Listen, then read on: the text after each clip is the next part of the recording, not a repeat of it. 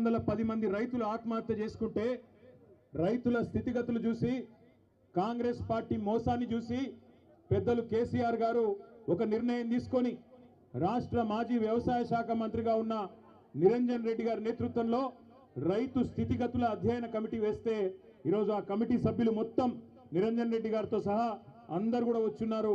వారందరికీ నిరంజన్ రెడ్డి గారికి వారి మొత్తం సభ్య బృందానికి స్వాగతం.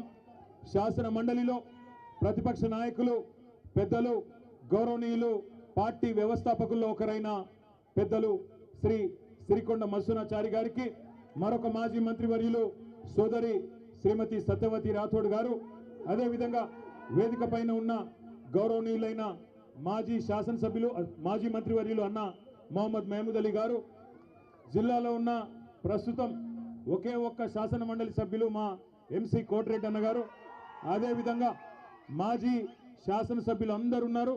చాలా మంది సీనియర్ నాయకులు ఉన్నారు, గౌరవనీయులైన ఎమ్మెల్యేలు ఉన్నారు. పేరు పేరున ప్రతి ఒక్కరికి కూడా హృదయపూర్వకంగా నమస్కారం. ఈరోజు నల్లగొండ పట్టణంలో అడుగు పెట్టంగానే ముందు మహాత్మా గాంధీ యూనివర్సిటీ దగ్గర పిల్లలందరూ వచ్చినారు. దాదాపు ఒక 300-400 మంది పిల్లలు రోడ్డు మీదకి వచ్చి, అన్న కేసీఆర్ ఉన్నప్పుడు మాకు బ్రహ్మాండంగా ఇక్కడ వసతులు ఉండేది, కానీ ఇవాళ కాంగ్రెస్ ప్రభుత్వం వచ్చిన తర్వాత మాకు గొడ్డుకారంతో అన్నం పెట్టే దుస్థితి వచ్చిందన్న, మీరు రావాలా అంటే తప్పకుండా 2:30 గంటలకు మీ క్యాంపస్కి వస్తా అని వారికి చెప్పి అక్కడి నుంచి బయలుదేరి ముందుకు వస్తూ ఉంటే అక్కడ కలదప్పిన ఐటీ టవర్ కనబడ్డది.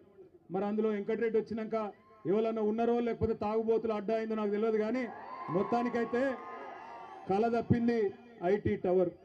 కొద్దిగా ముందుకు రాగానే కాకపోతే ఆ ఎన్టీ రామారావు గారు, తారక రామారావు గారి విగ్రహం నుంచి మొదలు పెడితే ఇక్కడ దాకా, నేను నిజంగా చెప్తా ఉన్నా, ఊరికే చెప్పట్లేదు, అక్కడి నుంచి ఇక్కడి వరకు జులూస్ చూస్తుంటే నాకు ధర్నాకు వచ్చినట్టు లేదు.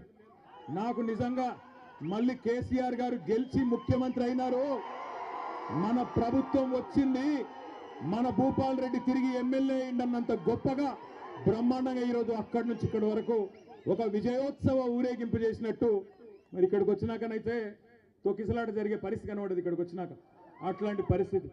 అందుకే నేను అంటా ఉన్నా, ప్రపంచంలో ఏ శక్తి కూడా ప్రజాశక్తి కంటే గొప్పది కానే కాదు. అది రుజువు చేసిన గడ్డ ఈ పోరాటాల గడ్డ నల్లగొండ అనే మాట నన్ను గుర్తు చేస్తా ఉన్నా. ఈ రోజు కాదు, ఇవాళ ఉన్న వాళ్ళు కొత్తగా మేమేదో సామ్రాజ్యానికి అధిపతులైపోయినాం, చక్రవర్తులైపోయినాం, రారాజులైపోయినామని విర్రవీగుతున్న వాళ్ళ గురించి కాదు నేను చెప్పేది. ఒకనాడు బండెనుక బండి గట్టి